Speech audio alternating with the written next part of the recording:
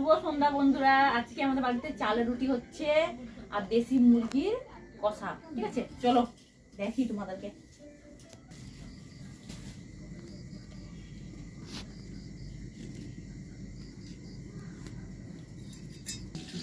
চিকেনটা চলে এসছে বন্ধুরা, ছোট দেশি মুরগি। ঠিক আছে, মুরগি দেখছো ওই 800-900 ছিল মুরগিটার সাইজ।